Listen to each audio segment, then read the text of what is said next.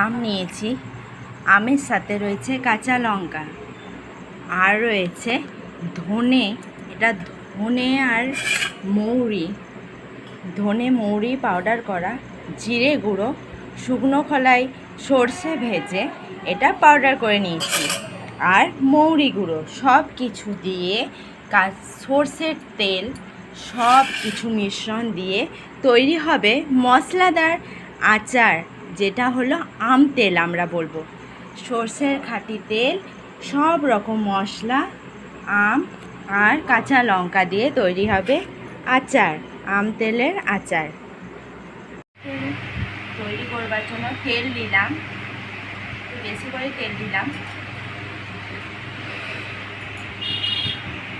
এরপর সর্ষে গুঁড়ো দিচ্ছি,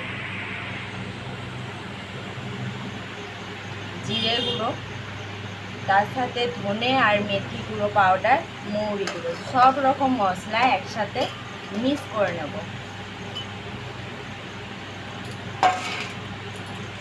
আর বেশি পরিমাণে নুন দিলাম যাতে আচার ঠিক থাকে।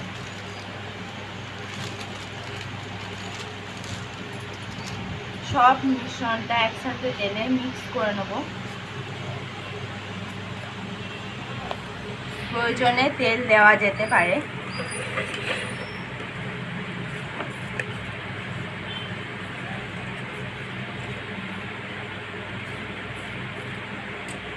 এরপর কাঁচা লঙ্কা দিয়ে দিলাম,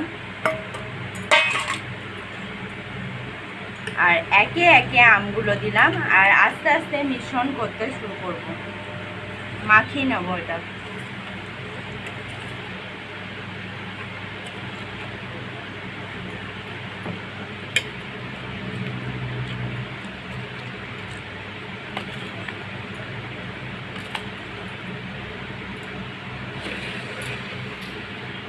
আরও প্রয়োজনে তেল দিলাম।